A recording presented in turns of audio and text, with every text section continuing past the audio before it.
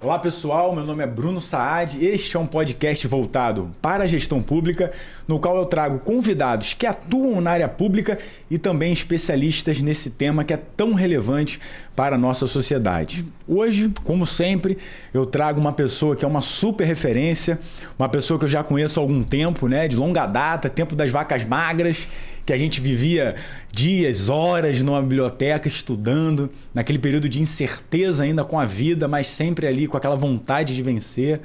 Muitas e muitas horas de biblioteca, e hoje a gente tem o prazer de trabalhar bem próximo, atuando na área pública, fazendo o nosso melhor, entregando o nosso melhor para a nossa sociedade. Então, eu tenho um grande orgulho, porque eu sempre trago pessoas aqui que são pessoas notáveis, que fazem a diferença e que são perto, estão bem perto do meu ciclo de amizade, do meu ciclo. Então, quando você quer ser alguém muito capaz e bom naquilo que você faz, você tem que estar perto de pessoas também notáveis. E eu estou perto de uma aqui, que é uma grande amiga, que é a Camila Prado dos Santos. Camila, muito obrigado por você estar aqui. Vou ler um pouquinho o currículo dela, que é muito vasto, mas dei uma resumida para a gente poder, para vocês saberem a grandeza dessa pessoa que está aqui com a gente hoje. A Camila, ela é mestra em Direito e Políticas Públicas pela UFRJ, especialista em Direito Animal e Direito Público, escritora, professora, palestrante na temática de Direito Animal, é membro da Comissão de Proteção e Defesa dos Animais da OAB e presidente da Comissão de Direito Animal da OAB também. Consultora jurídica da revista Condomínio, a gente vai falar um pouco sobre isso, é autora animalista, advogada animalista e servidora pública municipal aqui do Rio de Janeiro. Camila, estou muito feliz de ter você aqui. É uma grande honra. Eu acompanho o seu trabalho, eu acompanho a sua força de vontade, a sua determinação. Você que é um ícone hoje nessa temática de direito animal e uma temática que o poder público vem cada vez mais sendo levado a atuar bem próximo da sociedade, implementando serviços públicos, implementando políticas públicas. Então eu trouxe você aqui para a gente poder espremer ao máximo esse conteúdo e para que os nossos telespectadores tenham noção da importância dessa temática hoje, não só sob o ponto de vista da sociedade, mas do ponto de vista da atuação do poder público. Obrigado por você estar aqui. Eu que agradeço o convite, me sinto muito honrada de estar aqui falando de uma temática que é tão importante não só para o mundo acadêmico, né, que estuda, que busca o aperfeiçoamento do direito animal, mas para a sociedade de uma forma geral. Porque hoje nós precisamos falar sobre esse tema que é sobre as políticas públicas municipais. E conversar com um grande amigo, como o Bruno falou, nós já nos conhecemos às longas datas, já estudamos bastante. E hoje eu me sinto honrada de estar aqui ao seu lado, uma pessoa que faz a diferença para a sociedade falando sobre a questão da gestão pública. Parabéns pelo trabalho, obrigada pelo convite.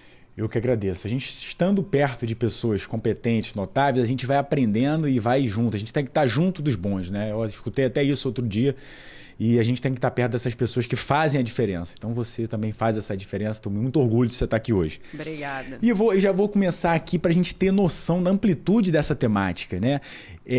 O direito animal, a proteção do animal, ela vem ganhando cada vez mais relevância para o indivíduo, para a sociedade. E o poder público ele precisa tá olhando para a sociedade, entendendo essas demandas, seja prestando serviço, seja criando políticas públicas, seja editando normativos que vão de alguma forma proteger o direito do animal.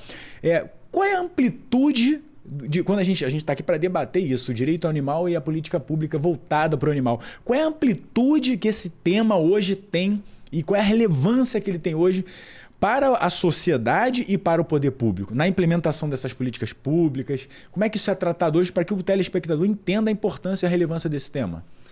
Esse tema ele é muito relevante porque cabe ao poder público assegurar direitos fundamentais aos animais, que nós dizemos que são os animais não humanos, através da sua dignidade animal. Então, o poder público, quando ele oferece serviços públicos ao animal não humano, os animais que são habitantes da cidade, principalmente aqui da cidade do Rio de Janeiro, ele está assegurando a dignidade desses animais. E que dignidade é essa? A dignidade de ter um mínimo existencial, como um abrigo, um local onde esse animal abandonado, por exemplo, ele possa ficar um tempo até que ele seja adotado, assegurar o direito à vida, à saúde, quando o poder público ele oferece serviços médicos veterinários gratuitos para os animais da cidade. Mas quando a gente fala na perspectiva do direito animal, o direito animal ele não é tão novo assim. Por quê? Ele surge com a nossa Constituição Federal. Quando o legislador ele diz lá na nossa Constituição, ele veda a crueldade contra os animais, ele está dizendo que o animal ele é capaz de sofrer. E se o animal ele é capaz de sofrer, ele é um ser senciente. Então, o que é isso, né? A senciência nada mais é do que a capacidade de sentir dor, de ter sofrimento, de sentir emoções. Então, o legislador, ele veda a crueldade contra os animais e ele acaba reconhecendo os animais como seres sencientes, seres que têm implicitamente o direito a uma dignidade mínima. E cabe ao poder público assegurar essa dignidade mínima. Então, a gente vê que o direito animal ele surge com a nossa Constituição Federal e ele se reflete em diversas outras leis, nas constituições estaduais, na lei orgânica do município do Rio de Janeiro, que também veda a crueldade contra os animais e diz que cabe ao poder público assegurar a proteção da fauna, consequentemente dos animais, e em diversas outras leis municipais, estaduais e federais. Então, o direito animal, ele nada mais é do que um conjunto de normas, de leis federais, estaduais, municipais, de princípios próprios, como o princípio da dignidade animal, que é a base de todo o direito animal. Então, o direito animal, ele vem ter um olhar diferenciado para o animal como um indivíduo. E o indivíduo não é uma questão de humanização, como muitas pessoas falam, as pessoas estão humanizando o animal. Não é isso. O direito animal ele vem assegurar direitos que estão na lei. Direito ao mínimo existencial, como na questão do poder público. Hoje nós temos o Código de Bem-Estar Animal da cidade do Rio de Janeiro, por meio da Lei 6435 de 2018, que traz diversas disposições que protegem o animal e vem trazer para o poder público o dever de executar algumas políticas públicas, como políticas de controle populacional, políticas de educação para a conscientização da população carioca. Enfim, esses são direitos que são assegurados aos animais habitantes da cidade do Rio de Janeiro. Então, o direito animal também, ele é a base, né? O nosso Código de Bem-Estar Animal, ele vem ser a base de uma política de proteção animal. Aqui nós estamos falando de um Código Municipal da cidade do Rio de Janeiro, mas existem diversos outros códigos. E é interessante porque a legislação, ela cada vez mais ela vem se aperfeiçoando e se adequando, assegurando direitos aos animais. Então, a legislação, ela vem trazendo a senciência animal em diversas leis, como a Paraíba, por exemplo, ela já reconheceu todos os animais vertebrados e invertebrados como seres sencientes. O Rio Grande do Sul também já vem reconhecendo cães e gatos como seres sencientes. Goiás, Distrito Federal, recentemente São Paulo, Rio de Janeiro e muitos outros estados e municípios. O município de São José dos Pinhais, por exemplo, no Paraná, vem reconhecer os animais como seres sencientes, conscientes, dotados de dignidade própria, fazendo jus a uma tutela jurisdicional no caso de violação de direitos. Então, hoje, o animal ele pode ser autor de uma ação judicial.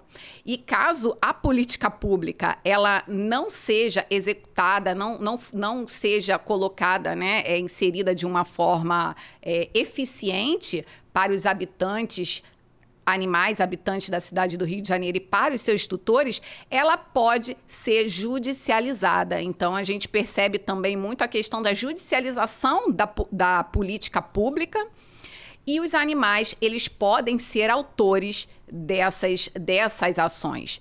Inclusive, o Tribunal de Justiça do Paraná já teve uma decisão favorável para que o animal ele fosse autor de uma ação judicial.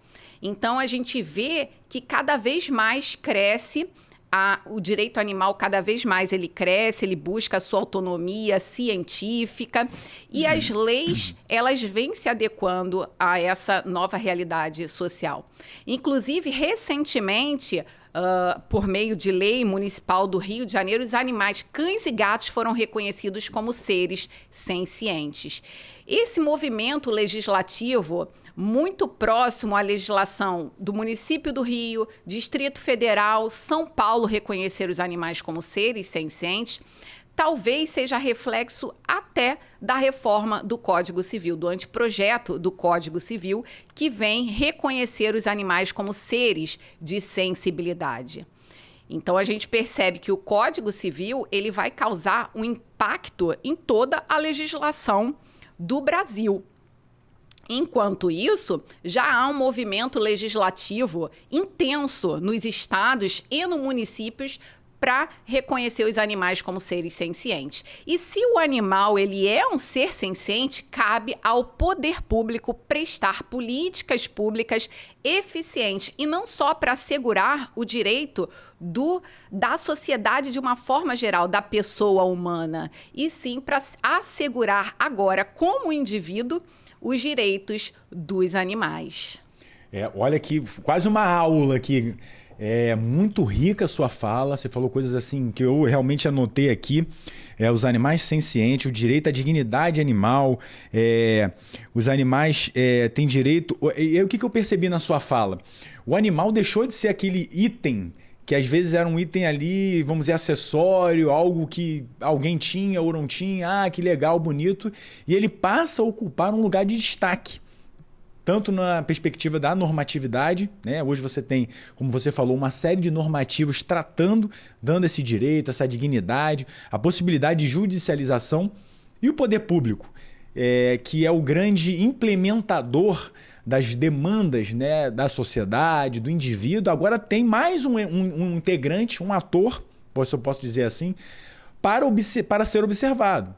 E ampliando um pouco esse debate para que as pessoas possam continuar entendendo. Agora eles já entenderam a relevância aonde o animal está. Não está mais aqui embaixo, é algo acessório, deixa esse cachorro para lá. Pelo contrário, ele tem que ser cuidado e tem que ter atenção devida. Ele passa a ocupar uma posição de destaque junto com o ser humano. E eu quero entender um pouco mais essa perspectiva do que é o animal, porque a gente quando pensa do direito animal, eu sou uma pessoa leiga nesse assunto, né? Entendo a atuação do poder público, mas o animal as pessoas associam muito ao cachorro, o gato, mas é só o cachorro e o gato que tem essa amplitude da palavra animal, ou a gente pode interpretar o animal como outros? Que exemplos mais a gente pode trazer dando essa amplitude da palavra animal? Quando a gente fala em animal, é qualquer tipo de animal. Todos os animais são seres sencientes, que é essa capacidade de sentir dor e emoção. Mas depende muito do tratamento legislativo. Alguns estados e municípios trazem na sua disposição animais de uma forma geral. Outros preferem dar essa proteção apenas a cães e gatos, como foi o caso do município do Rio de Janeiro na sua legislação. Mas mesmo estando ali cães e gatos, nós continuamos a defender a senciência para todos os animais vertebrados, de uma forma geral, até mesmo pelo princípio da universalidade, que é um dos princípios do direito animal. O direito animal ele deve ser assegurado a todos os animais, e não só aos animais domésticos, domesticados, mas também aos animais silvestres. Então, essa amplitude é para todos os animais. E a lei, é claro, a gente vai ter que questionar caso ela dê uma preferência específica para cães e gatos. Mas a gente fala de uma forma geral, por exemplo. Ótimo. E o passarinho entra nessa jogada também?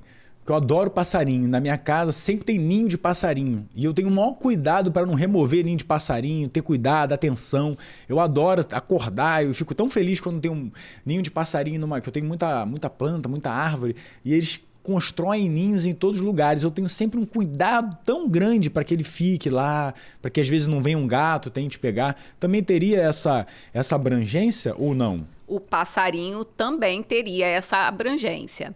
Até mesmo pelo princípio do habitat natural, esses animais eles devem ser colocados na natureza. Então, a princípio, os passarinhos eles devem viver soltos na natureza. Embora nós sabemos que muitos pássaros acabam sendo, ficando domesticados, acabam ficando na gaiola e acabam mudando o seu comportamento. Porque esses animais, eles precisam estar com membros da sua espécie e livres na natureza. Ótimo. Então eu estou no caminho certo, estou cuidando lá dos Sim, passarinhos com e eu certeza. acho lindo, né? Quando a gente acorda com o som dos passarinhos, isso é ótimo. A gente já entendeu em que local os animais eles estão hoje, foram elevados, recebendo a devida importância, o sentido da palavra animal, e agora a gente vai avançar um pouquinho nessa temática. Entendemos que o comportamento social influencia o poder público a prestar um serviço público, a implementar políticas públicas, como esse movimento assegurando direitos faz com que o poder público implemente políticas públicas. Porque essa temática já já integra hoje a agenda política, a agenda pública. Como é que é esse ciclo de políticas públicas voltada para o animal? Como é que isso inicia? Como é que é o start disso? Como é que isso vem sendo desenvolvido hoje pelo poder público? Então, o poder público, na verdade, ele coloca na sua agenda pública um assunto que é prioritário e relevante para a população brasileira. E hoje no Brasil existem mais de 30 milhões de animais abandonados em todo o Brasil. Para você ter exemplo, aqui para a gente ilustrar, um casal de cães abandonados, o casal abandonado durante um período de 6 anos, ele pode ter 70 mil descendentes. Então, quando esse número de animais abandonados ele vem a impactar na necessidade de uma política pública e se tornar prioritário, como é o caso de animais abandonados, porque o animal abandonado ele pode ocasionar zoonoses, doenças que podem ser transmitidas para os humanos. Então, esse assunto, por ser relevante socialmente, ele acabou aqui no Rio de Janeiro, por exemplo, se tornando prioritário para o poder público ainda no século XXI. A política pública de proteção animal na cidade do Rio de Janeiro, ela surge, a política legislativa, em 2000, e ela é executada em 2001, na cidade do Rio de Janeiro. Então, nós temos a política mais antiga de todo o Brasil. Inclusive, esse tema, ele foi tema de dissertação, de mestrado, a minha dissertação de mestrado, e eu trouxe aqui um livro para você. Ah, eu quero autógrafo, quero autografado, quero tudo, hein? Sim, depois eu Olha vou aqui, autografar. ó, que maravilha. Camila Prado, Políticas Municipais de Direito Animal, Controle Populacional e Programa de Educação para a Guarda Responsável de Cães e Gatos na cidade do Rio de Janeiro. Eu acho que essa aqui, para quem quer aprender um pouco mais sobre a temática e entender qual a importância do assunto, tem que adquirir. Tá aqui, ó, a editora Dialética. Bacana, hein? Gostei. Esse livro aqui vai ficar em posição de destaque. Muito bom, parabéns. É um livro importante para quem quer entender um pouco as políticas públicas e, claro, o Rio de Janeiro ele é um exemplo, mas aqueles estados, municípios que querem implementar políticas, eu recomendo esse livro porque ele traz um pouco da doutrina do direito animal e também a questão prática. Você falou aqui, vou pegar um ponto da sua fala, em animais abandonados. Mas existe uma diferença entre o animal abandonado e o animal comunitário? Por que eu falo isso? No meu condomínio tem muito gato. E diz que o gato, ele que escolhe o local onde ele vai viver, onde ele vai ficar. Eu tô feliz porque na minha casa sempre tem um gatinho. Acho que é uma fêmea branca, ela vai, deita, dorme. Eu tento preservar isso. até pela energia do ambiente. Você já viu que eu sou muito ligado a essa coisa do animal, da energia, de ter esse ambiente. Se os animais estão vindo para a minha casa, sinal que a energia é boa. Então eu cultivo isso. Então eu vejo todo dia ela vem dormir, de manhã ela acorda e sai. É diferente um animal abandonado de um animal comunitário. Eu acho que vai ficar interessante para o nosso público entender essa diferença e até os direitos e deveres que vão surgir a partir dessa definição, dessa explicação. Na verdade, o animal comunitário, ele é um animal em situação de rua que buscou, no seu caso, um condomínio para que ele pudesse fazer de morada. Então, aquele animal, ele ingressou no seu condomínio, ali ele criou um laço de manutenção, dependência, afetividade com os condôminos, porque provavelmente se eles estão lá, é porque alguém alimenta, alguém cuida. Então, eles criaram um laço de dependência, manutenção, ou seja, ali virou a morada, é o local de moradia desses animais. E se alguém ficar revoltado e quiser tirar os gatos de lá? Pois é. A lei aqui do município do Rio de Janeiro, a Lei 6435 de 2018, ela assegura o direito do animal comunitário de permanecer naquele local. Então, ele não pode ser retirado dali. Inclusive, aqueles condôminos que começaram a cuidar, que cuidam, que dão afetividade, que passam ali, passam a mão no animal, conversam com ele, existe uma troca de afetividade, eles passam a ser responsáveis por esses animais. E eles devem ser cadastrados junto ao poder público, até para que o poder público tenha o controle de quantos animais existem no seu condomínio. E esse não é um caso específico aqui da cidade do Rio de Janeiro. Existem várias leis que asseguram os direitos dos animais comunitários de permanecerem naquele local. Então, Niterói, por exemplo, a legislação do município de Niterói, ela assegura o direito do animal comunitário de permanecer dentro do condomínio. Então, olha só que bacana. Não pode tirar do condomínio. Não pode tirar. Aqui no Rio, embora não esteja expressamente, não tenha sido expressamente previsto na lei que o animal deve ficar dentro do condomínio, a gente entende que o animal ele pode permanecer tanto no espaço público quanto no espaço privado. E ele tem o dever, ele tem o direito de continuar ali. Inclusive, a retirada das comidas, que é muito comum um síndico retirar a comida do local, porque ele acha que se tirar a comida do animal, ele vai sair dali, pode ser considerado um ato de maus tratos. Então, Bruno, esses animais, eles são os seus vizinhos, como eles são habitantes do seu condomínio também. Sim. Que legal. E de acordo com o que você falou, a gente tem um dever de não atrapalhar o ambiente onde eles escolheram para viver e uma obrigação de registro.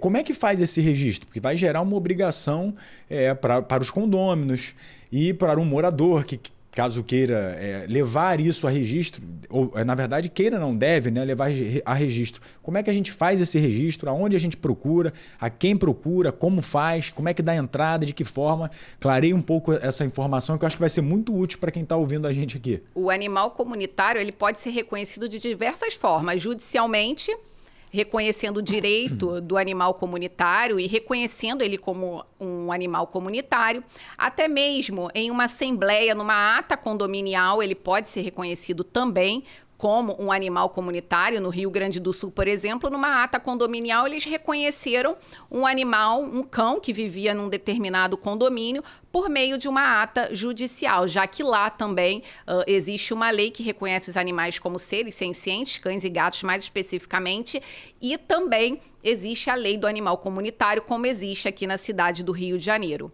Ou até mesmo procurar o poder público para que aquela colônia, você falou que é mais de um gato, né? Então, para que aquela colônia seja cadastrada como animal, como uma colônia onde existem animais comunitários ali, gatos que vivem naquele condomínio. Então, existem diversas formas de você reconhecer o animal como comunitário. E esses animais que vivem lá, você já me relatou que eles vivem há algum tempo, né? Alguns vivem em condomínios 1, 2, 3 anos, eles têm o direito de permanecer no seu condomínio, mas é claro, aqueles que alimentam os animais, que a gente pode considerar como cuidadores dos animais, eles também têm deveres, Como a castração dos animais. Eu ia trazer esse ponto agora, porque existe a necessidade até para um controle populacional. Controle populacional. Daqui a pouco a gente perde o controle e aí fica realmente um problema. Sim, mas a vacinação. Vacinação para também não ter doença.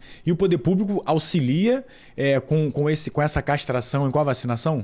O poder público ele oferece serviços médicos veterinários, faz também a castração, que é a esterilização, na verdade, oferece um serviço público gratuito. E é interessante porque a gente vê que a nossa lei, a Lei Municipal 6435 de 2018, ela criou uma política legislativa quando ela traz essa obrigatoriedade para o poder público de oferecer um serviço médico veterinário, castração, esterilização, microchipagem, e o poder público executou através da sua política oferecendo os postos de atendimento gratuito. Os postos de atendimento gratuito, onde há essa castração, esterilização, que é um serviço oferecido para a população carioca. Mas a gente percebe também que em determinados bairros da cidade do Rio, porque o serviço público é oferecido para aquela população prioritária, né, de baixa renda. Na verdade, toda política pública ela deve, né, oferecer para a população de uma forma geral, mas se concentrar naquelas localidades onde há uma comunidade de baixa renda. E a gente percebe que muitos cuidadores também, eles arcam com os custos de castração e vacinação. Algumas leis, inclusive, de estados, de outros estados e municípios, trazem essa obrigatoriedade, né, esse dever do cuidador de prestar castração, de realizar a vacinação também desses animais às suas próprias expensas.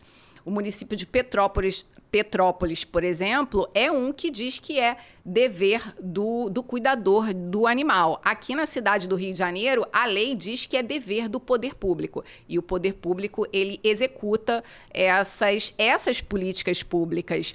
Através do programa Bicho Rio, que surge em 2003, a política pública legislativa desse programa de serviços médicos veterinários oferecidos à população e também o serviço de controle populacional. E é interessante porque a legislação federal, ela diz que os estados, né, e os municípios, eles devem oferecer essa política de controle populacional acompanhada também de uma política educacional de conscientização.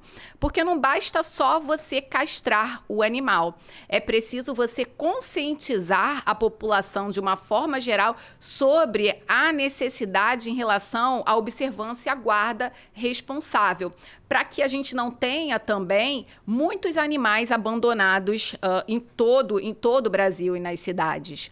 Porque muitas das vezes o animal que sofre maus tratos, ele foge e acaba virando um animal em situação de rua. Ou então ele é abandonado, como existem diversos casos em todo o Brasil de abandono de animal. De vez em quando a gente vê uma cena triste, alguém passar e largar um cachorro. Acorrentado também. Ou deixar preso e sair. Exatamente. Então, é preciso conscientizar a população, porque, como eu falei, esse animal ele vai se procriar. Daqui a pouco nós vamos ter um aumento da população de animais em situação de rua e isso vai gerar um impacto para o poder público na realização de políticas públicas. Então, nós precisamos investir no controle populacional, porque a gente vê que é uma diretriz, uma norma em âmbito nacional, então a gente vê os estados também legislando, porque possuem uma competência concorrente, e também os municípios que vão suplementar aquela legislação. E no município do Rio de Janeiro existe uma vasta legislação. São muitas normas de proteção animal existentes na cidade do Rio de Janeiro que vêm assegurar os direitos desses animais. E para para o poder público, quando a gente fala em assegurar esses direitos, assegurar serviços médicos, veterinários gratuitos, realizar esse controle populacional, é você cuidar também do bem-estar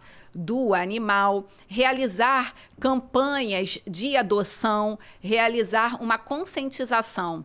A gente vê que a lei, ela fala numa política pública educacional, e o poder público, ele executa essa política pública, indo às escolas, levando um programa educacional para as escolas também, as escolas públicas. E isso é interessante, porque nós já temos... Legal, gostei muito dessa informação, porque eu acho que o jovem é sempre um bom ponto de partida para você implementar uma cultura, seja...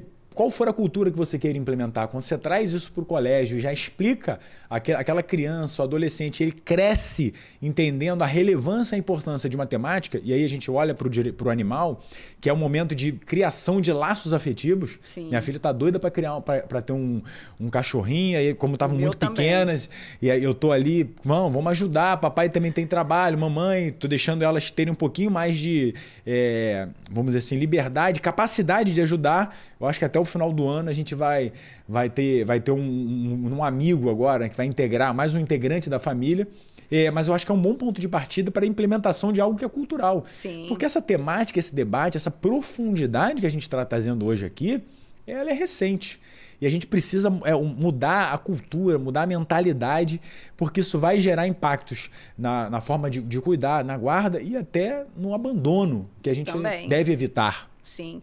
E é interessante que você falou que você vai receber um novo membro da família, e aí a gente fala na família multiespécie. Então, você terá uma família multiespécie, que é aquela formada por animais humanos, que somos nós, e por animais não humanos, que são os animais.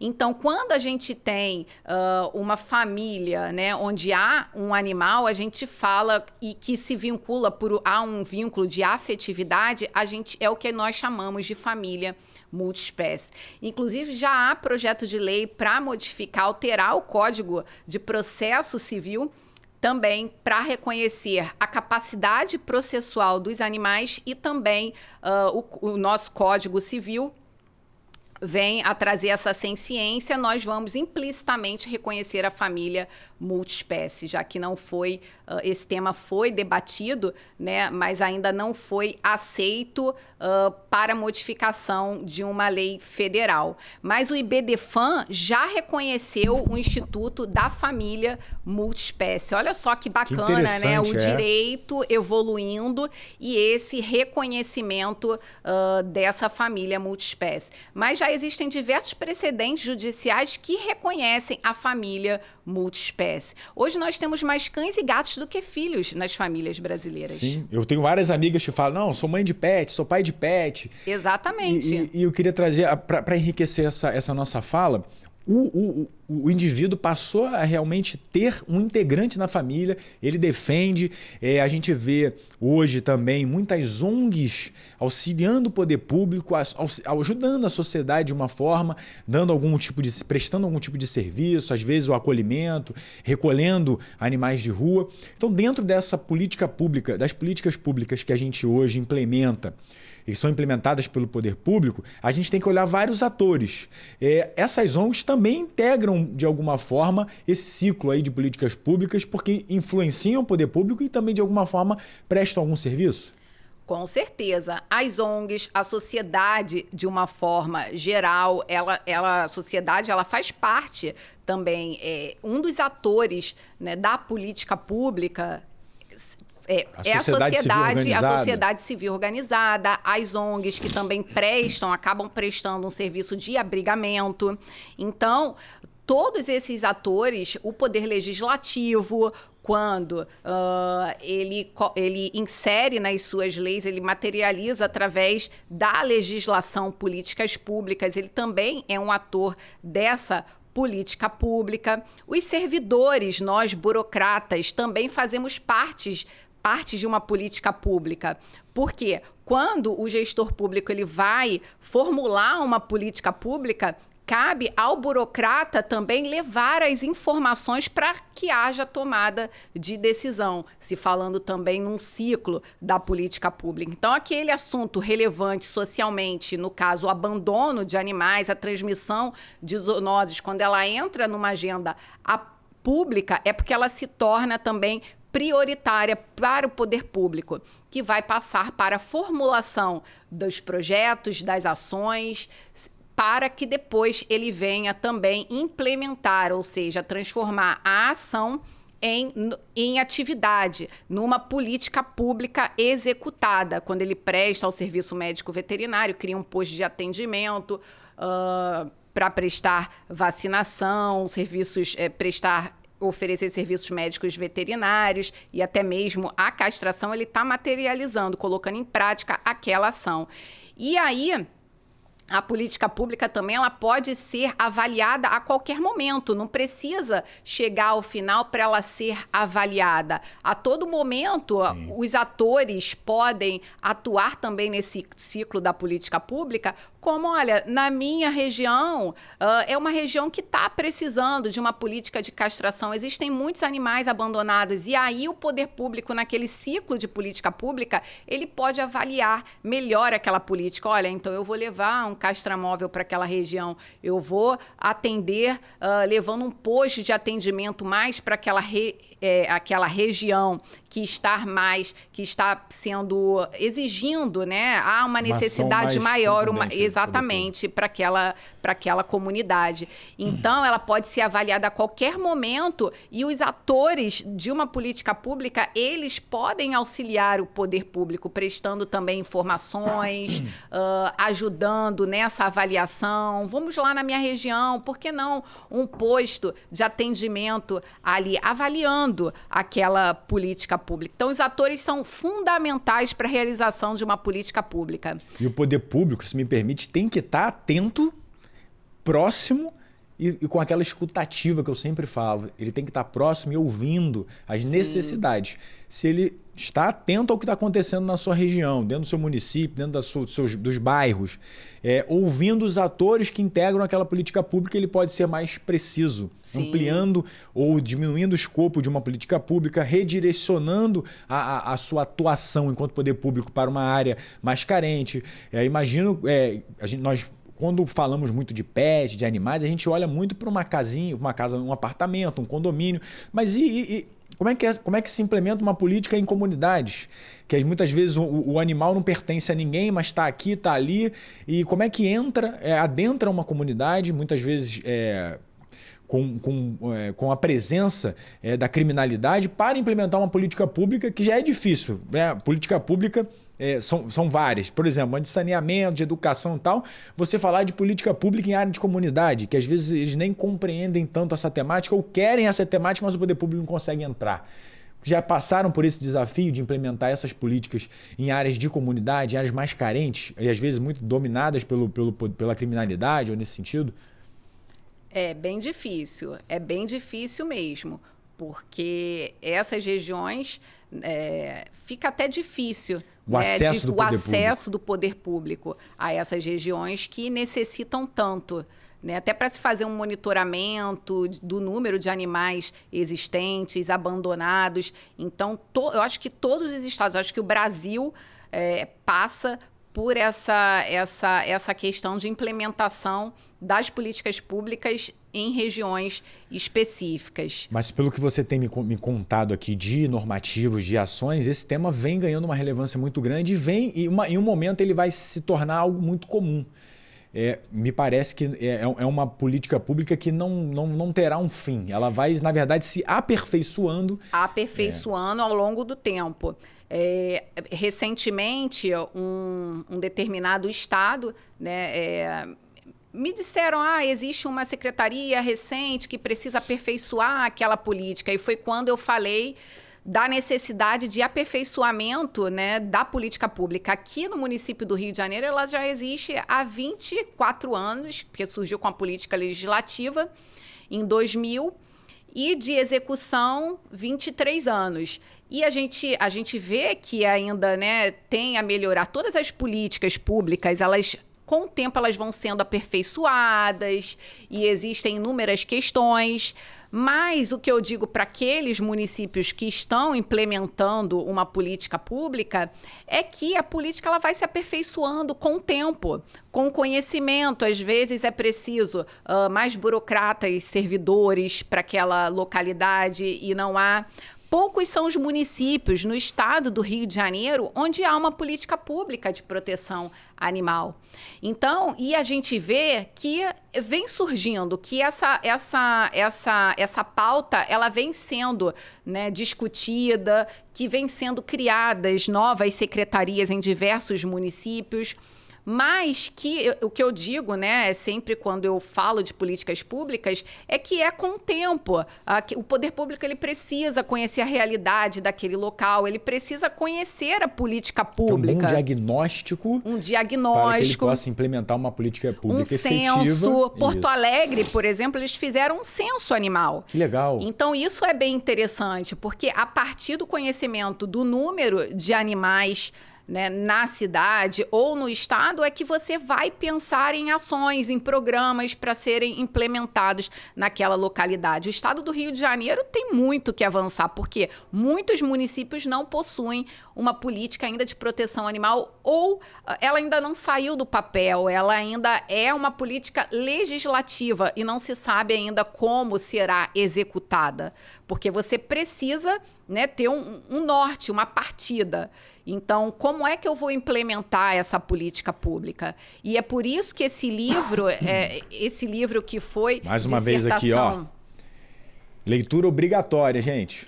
Do meu mestrado, mas é interessante porque Sim. Aí vem a questão da doutrina, né, e vem a questão prática, porque é interessante, eu comecei a estudar direito animal e eu digo que eu sou uma técnica do direito animal, por isso eu acho que eu crio cursos né, porque eu tenho a prática também, porque esse livro ele traz um pouco isso, como eu comecei a estudar direito animal para a minha vida prática. E aí acabei, né, indo além do poder público, de trabalhar só como poder público, porque começaram a me convidar para falar um pouco sobre isso, para criar cursos, para capacitar advogados. Então, a gente vê que é um mercado que vem surgindo de atuação dos advogados animalistas. E eu recebo ligações de pessoas que querem escrever sobre o tema, porque poucos são, eu acho que é esse mais uns 2 ou 3 que falam sobre políticas públicas em âmbito, né? Aqui, esse livro ele fala especificamente da cidade do Rio, e pessoas que querem saber como implementar em seus estados, em seus municípios, a política pública, porque muitas vezes ela não sai da lei, da política legislativa, e não se sabe como vai executar.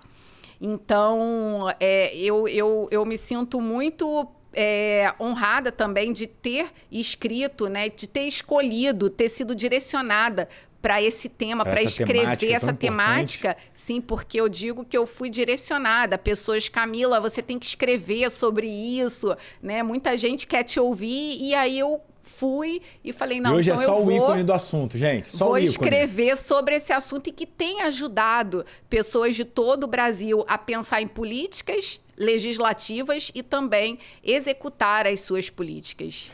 Porque quando você está ainda na definição estratégica da ideia, eu quero implementar, eu quero desenvolver uma política pública, eu quero desenvolver essa temática, trazer isso para a agenda pública, você está ainda ali nas fases do pré-planejamento ou entra às vezes no planejamento, mas pensar o planejamento, pensar os processos, as estruturas, o que eu preciso criar, como o poder público precisa se estruturar para efetivamente prestar esse serviço ou desenvolver essa política pública, que torna a coisa mais complexa. Exatamente. Porque pegar a bandeirinha, defender, tirar foto com pet, animal, fazer coraçãozinho, Sim, postar no Instagram é fácil. Mas colocar na prática, e a gente vem vendo isso aqui com o que você vem trazendo, o município do Rio de Janeiro vem já há algum tempo, e não é de hoje, tomando essa atitude aí muito de vanguarda, trazendo a temática, já implementando, criando ações. Então, acho que é um ponto positivo do nosso município, Sim. Já ter um bom trabalho sendo desenvolvido nessa temática. O município do Rio de Janeiro ele é um exemplo. E eu defendo nesse livro, né, a efetividade das políticas públicas. É claro que nós sabemos dos problemas estruturais, enfim, de qualquer política pública, mas ela funciona, ela é efetiva. Então, nós temos também que pensar nos pontos positivos, porque para a gente avançar, nós precisamos trazer esses pontos positivos e não só tantas críticas ao poder público de uma forma geral, a qualquer política, e sim reconhecer que elas estão sendo efetivas, estão sendo estruturadas e melhoradas, porque isso faz parte de um ciclo de uma política pública. E nesses 23 anos de política de proteção animal existente na cidade do Rio de Janeiro, a política ela melhorou muito, a política pública, e ela ainda vai melhorar muito. Então, os municípios devem sim começar a estruturar as suas políticas, os estados, e devem estudar e se aperfeiçoando, até mesmo para ver como eles vão executar. É claro que cada política pública ela deve ser executada levando em conta a realidade daquele local. Cada estado, cada município tem as suas particularidades. Mas o município do Rio de Janeiro, ele é um exemplo que deve ser seguido para os outros municípios que querem implementar políticas públicas de proteção animal. Ótimo. E aí, aquele recado, né, para o cidadão. Não adianta só reclamar.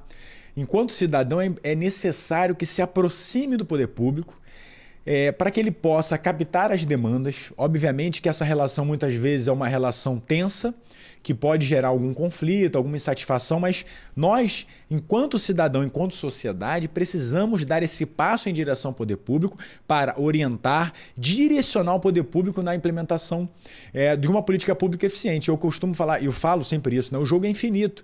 Hoje não estamos na melhor condição possível, ok, mas vamos avançar. Como é que eu posso melhorar essa política pública? Como é que eu posso ampliar o escopo de alcance dessa política pública? E isso o cidadão precisa se aproximar, querer ser ouvido, mas também de uma forma muitas vezes mais pacífica, ordenada, demonstrando o interesse em realmente fazer com que aquela temática seja desenvolvida. Então, eu gosto de sempre sinalizar isso ao cidadão para que ele entenda o seu papel importantíssimo na implementação e na continuidade de políticas públicas. Sim. Porque ao passo que o cidadão deixa de dar a importância, deixa de ter aquela voz ativa, o poder público entende que aquilo ali já não é uma pauta tão importante para o cidadão, ela deixa de ser um ponto relevante na agenda política, na agenda pública, e ele começa a direcionar o seu esforço para uma outra área em que o cidadão é mais participativo, está mais exigente. Então, traga a sua demanda para o poder público, se aproxime, tente construir essa relação amigável com o poder público, sinalizando, mas é preciso essa aproximação. E queria pegar um ponto também que pode ser um ponto bem relevante. Muitos animais ficam abandonados pela cidade, mas também tem aquela pessoa que começa a trazer para o seu lar uma quantidade enorme de gatos, de animal, cachorro. Eu já vi reportagens que tinham 30, 40 animais dentro de uma casa. Existe alguma norma, algum controle para que a pessoa tenha algum limite ali populacional, porque também vai impactar os outros vizinhos, né? Imagina, você mora numa casa que do outro lado tem 40 gatos, 38 cachorros. E também, outro dia eu recebi uma reclamação de que aquela pessoa que morava na casa, tinha mais que 50 animais, faleceu. E aí, o que faz com aquele animal? Como é que o poder público pode auxiliar? Então, a perspectiva que a gente pudesse trazer esse debate, que eu acho que vai ser importante para quem está nos ouvindo. Daquelas pessoas que são acumuladoras, não sei se são acumuladoras é o melhor termo, mas que tem muitos animais, 40, 50 na sua casa, e quando ela falece, o que faz com aquilo? É uma pergunta interessante, esse é um debate interessante. Por quê? São chamados, sim, de acumuladores. São pessoas, normalmente idosas e mulheres, que têm a síndrome de acúmulo, é a síndrome de Noé. Então, é visto e reconhecido até como uma doença. Essas pessoas têm uma síndrome de acúmulo e acúmulo de animais. Então, normalmente, num espaço de 10 metros quadrados, 20, ou enfim, um espaço pequeno, elas acumulam 20, 30, 40 animais. Então, Acho que não é nem saudável, né? Não é saudável. Esses animais, eles passam a ficar numa situação de maus tratos. Legal, entendi. Mas é uma questão complexa. Complexa, sensível ali, né? Sensível, porque, né, se é uma síndrome reconhecida, o que fazer com esses animais? E quando a pessoa falece também? Muitas das vezes, eles precisam do acompanhamento até mesmo da assistência social para auxiliar, né, o ser humano, no caso, a pessoa humana, e também há essa problemática para onde levar esses animais. Uma vez que na cidade do Rio de Janeiro só existe um abrigo municipal. E abrigo deve ser visto como um local de passagem. Como nós falamos aqui em família multiespécie, o animal ele não quer ficar num abrigo, por melhor que seja, né? O abrigo ali deve ser um local de passagem, porque ele quer estar numa família. E aí a gente vê um preconceito ainda muito grande da sociedade ainda, que é em adotar um animal sem uma raça definida. Ainda há uma preferência por aquele animal de raça, enfim. Então, o número de animais que acabam sendo resgatados e reabilitados, muitas das vezes eles não conseguem um lar. E é preciso também a conscientização para que esse animal ele possa ter uma família multiespécie, para que ele possa vir a ter um lar. E aí é uma questão, porque às vezes não há para onde levar 40, 50 animais. Porque há uma dificuldade também, por mais que haja, né, a questão da adoção e se estimule, o poder público estimula e muito a questão bem interessante nesse sentido. Há um estímulo muito interessante, campanhas de adoção são realizadas, presencial de forma online, enfim, diversas políticas. São muitos os animais, principalmente, que vêm, né, de acumuladores. E esse não é um caso isolado do município do Rio de Janeiro. São Paulo, existe legislação que fala dos animais em situação de acúmulo. Para onde levar esses animais? Então, assim, uma resposta, né, exata. Muitos estados e municípios não possuem abrigo. E aí, para onde vão esses animais? As ONGs estão superlotadas. Os lares temporários também. Então, é preciso que os municípios, né, os outros municípios, realizem também suas políticas públicas. É preciso uma conscientização da população, porque a nossa Constituição ela fala que é dever do poder público, mas também de toda a coletividade, assegurar a proteção animal. E não existe uma lei aqui no município do Rio e nem no estado do Rio de Janeiro que limite o quantitativo de animais que podem viver numa residência. Mas é claro que é preciso se utilizar o bom senso, principalmente quando a gente fala em condomínio. Uma vez que cabe ao síndico ali como um gestor condominial regular aqueles conflitos, mediar aqueles conflitos.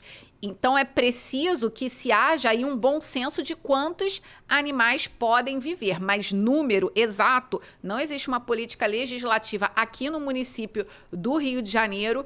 Porto Alegre, por exemplo, existe. Existe uma limitação de animais por apartamento, por exemplo, ou por residência. Mas o município do Rio de Janeiro ainda não limitou esse número de animais. E também, caso venha a limitar, pode ser também debatido em relação, até porque vai entrar numa questão o debate vai ficar quente, de propriedade aí, privada, enfim. Sim. Mas a questão do acúmulo não é algo sadio, até porque fere o bem-estar dos animais e pode ser considerado também um ato de maus tratos. É só levar para si próprio. Você gosta de viver com 40 pessoas num cubículo, amontoado ali, disputando comida, ninguém gosta. Então o animal também não vai gostar. Exatamente. E aí você trouxe um assunto interessante. Há pouco tempo era quase que proibido você circular com o seu animal nas áreas comuns, não podia entrar no elevador, as pessoas reclamavam.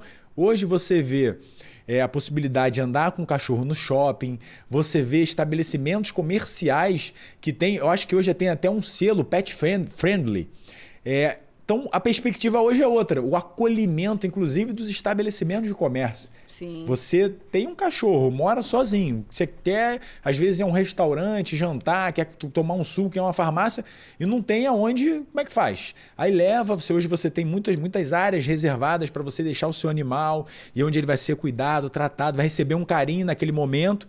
E isso já é uma demonstração de maturidade da sociedade, que a sociedade vem vamos dizer, evoluindo nessa temática. Conta um pouquinho para a gente dessa nova perspectiva, para a gente terminar o assunto com algo bem interessante e que nos deixa feliz. Sim, como nós falamos, né, de família multiespécie, o aumento de animais nas famílias brasileiras, se você vai viajar com a sua família, é claro que você vai levar o seu animal, que faz parte da sua família multiespécie. E aí, hoje, as empresas, os estabelecimentos, enfim, já estão entendendo, o mercado imobiliário, todos já estão entendendo essa nova perspectiva. Os próprios voos também. Os voos também já vêm entendendo essa nova perspectiva da família multiespécie. E isso é vantajoso para o estabelecimento, porque se você tem um animal, você vai buscar hotéis, você vai buscar restaurantes e estabelecimentos que ofereçam um serviço voltado também para o seu animal. E aí o poder público ele criou uma política pública até mesmo para incentivar esses estabelecimentos a serem pet friendly, porque isso é bom para o estabelecimento, é um novo consumidor que ele acaba atraindo para o seu restaurante, para o seu hotel e também ele vem, isso é bom para o seu marketing também, porque acaba atraindo um novo consumidor. E pega um nicho de mercado importante. Um nicho de mercado importante, porque o Brasil ele está no ranking de 3º lugar no maior mercado pet do país. Então, a gente não tem como ignorar essa nova realidade. A legislação, ela já vem reconhecendo direitos, a jurisprudência já vem reconhecendo o animal como ser senciente, já vem reconhecendo o direito da família multiespécie. Isso em todo o Brasil. Precedentes judiciais que reconhecem a senciência animal e o mercado pet, ele está crescendo muito, se destaca o Brasil nesse mercado pet. Então, isso é interessante para o empresário também. E aí vem o poder público e cria essa política pública. Hoje nós temos inúmeros selos. O selo Pet Friendly, que pode ser adquirido por empresas. Nós temos o selo Empresa Amiga dos Animais. Nós temos o selo de responsabilidade civil Amigo dos Animais também. Então, há um estímulo para que os empresários, pessoas físicas, também venham a reconhecer direitos dos animais, porque você deixar o animal supermercado, amigo dos animais, existem muitos supermercados pet friendly, e isso é muito bacana. Existe um supermercado no Rio de Janeiro que tem até carrinho para os animais. Legal. Muito bacana. Então, isso é você receber, né, a família multiespécie, e não só o animal, mas é a família em si. Porque você também quer levar o seu animal para fazer parte do seu dia a dia. E vem a política pública e cria esse selo para reconhecer esses estabelecimentos que vêm oferecer serviços, vêm a permitir a entrada, a circulação de animais nesse estabelecimento. Que legal. É muito rica a sua fala. Infelizmente, a gente tem um tempo, mas eu acho que a gente conseguiu falar com muita profundidade dessa temática, debater o sentido a amplitude desse direito, como é que isso vem sendo debatido e como o poder público pode e deve implementar políticas públicas, auxiliar, né, de alguma forma essa relação tão carinhosa, tão amorosa que nós temos que ter com os animais. Então, infelizmente, nós estamos ali próximo do tempo. Eu queria muito agradecer a sua vinda. Eu acho que a gente tem que gravar de novo para falar um pouco mais, dar mais profundidade, trazer mais casos, porque é um tema muito interessante.